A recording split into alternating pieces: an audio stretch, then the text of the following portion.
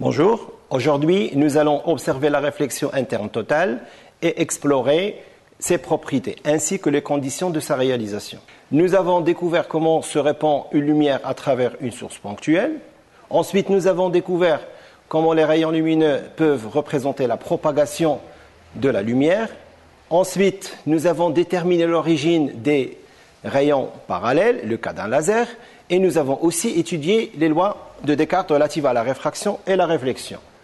Donc, si dans un premier temps, nous avons fait la lumière qui voyage d'un milieu moins réfringent vers un milieu plus réfringent, nous avons vu que d'après les propriétés de N1 sinus θ1 égale à N2 sinus θ2, nous avons l'angle de réfraction est plus petit que l'angle d'incidence, c'est-à-dire que le rayon réfracté se rapproche de la normale. Donc maintenant, on va explorer quand une lumière arrive d'un milieu plus dense, d'indice plus élevé, vers un milieu moins élevé. Et on considère un rayon de lumière qui fait une incidence θ1 par rapport à un angle de réfraction qui est θ2, comme on peut le voir sur cette figure. Pour vous approcher plus du phénomène de la réflexion totale interne, nous allons réaliser une expérience. Nous avons besoin d'un pointeur laser, d'une petite cuve semi-circulaire, de quelques gouttes de lait, d'un petit crayon et de l'eau. Alors, je commence par mettre la cuve semi-circulaire sur le papier que j'ai tracé préalablement pour préciser son axe. Je remplis avec de l'eau, voilà, à peu près 2 cm sur les bords. Je mets 1-2 gouttes de lait, ne pas trop mettre beaucoup de lait parce que ça crée des problèmes compliqués de diffusion et on va perdre le faisceau. Je mélange. Voilà, parfait. J'espère que ça va marcher. Je prends mon faisceau laser que j'allume, vert, c'est comme ça, voilà. On commence l'expérience, on considère un rayon incident qui va directement vers le milieu de la face plane.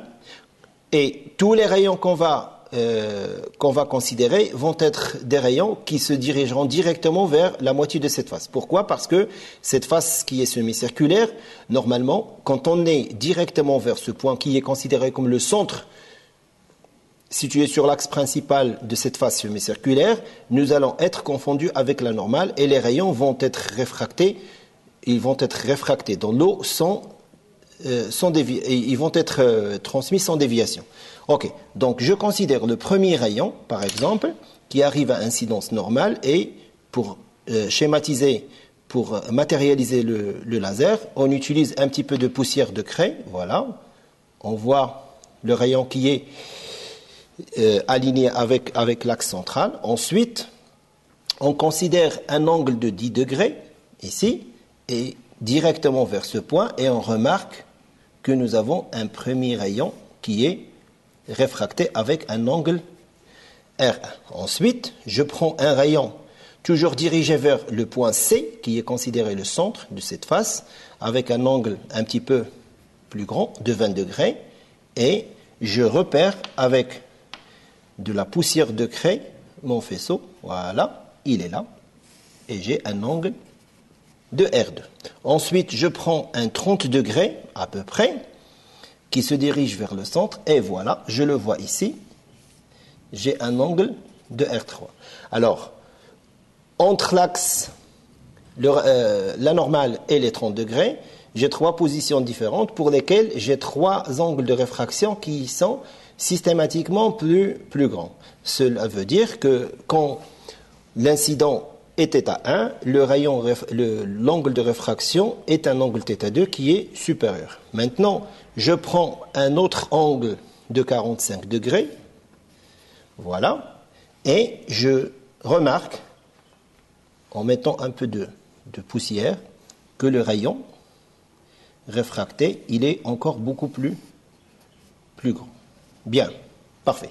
Alors maintenant, si je prends un angle qui est très grand, et je sélectionne un angle qui est inconnu, toujours dirigé vers le point C, et là, je perds complètement mon rayon réfracté. Et donc, mais par contre, ce que je vois dans le liquide, c'est un rayon qui est réfléchi, donc c'est bien le phénomène de réflexion totale. Et dans ce cas, toute l'énergie transférée par le rayon incident se retrouve dans le même milieu qui est l'eau. Et je peux le repérer avec cet angle, et l'angle θ2 va être égal à moins l'angle θ1. Et ainsi, nous avons mis en évidence notre phénomène de réflexion totale interne grâce à ce petit système que vous pouvez réaliser chez vous avec un pointeur laser, avec une cuve de l'eau et quelques gouttes de lait. Comme exemple d'illustration, nous allons considérer une bouteille remplie d'eau et on va aussi utiliser un faisceau laser pour essayer de simuler ce phénomène de réflexion totale interne. Donc, nous avons la bouteille, nous allons ouvrir le bouchon pour dégager un petit peu d'eau et on va pointer aussi le laser de l'autre côté. Et on va remarquer, voilà, ce qui se passe. Donc le laser arrive de l'autre côté sur le jet d'eau et regardez ce qui se passe au niveau du jet. Vous avez un bel arc. Donc une petite explication à ce phénomène. Si nous mettons un laser derrière la partie où nous avons placé un petit trou dans la bouteille remplie d'eau, nous allons avoir un jet qui est de l'eau tout simplement avec la couleur verte. Ok, comment on peut expliquer ça? Si nous considérons le jet comme étant un canal et que le rayon incident arrive de l'intérieur du milieu plus dense qui est l'eau pour sortir vers l'air qui se trouve de ce côté qui est l'air, pour un angle d'incidence assez élevé, comme nous l'avons vu dans l'expérience précédente, donc le rayon il sera réfléchi au lieu que ce soit réfracté. Alors, comment on peut expliquer ça? Nous avons la loi de Descartes, N1 sinus θ1 égale à N2 sinus θ2. N1 c'est 1,33, N2 c'est 1, et dans ce cas, nous aurons 1,33 sinus θ1 égale à 1 sinus θ2.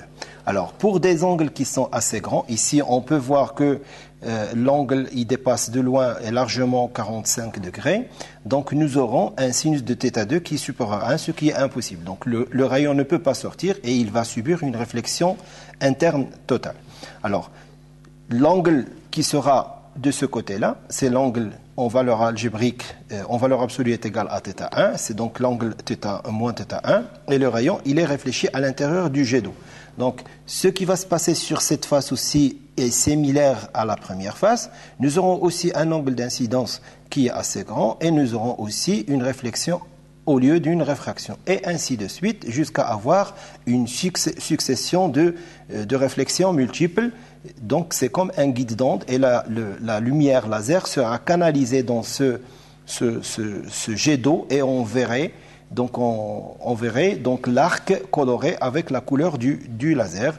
Et ceci nous approche tout à fait du principe de ce qu'on appelle la fibre optique, qui est largement utilisée en télécommunication.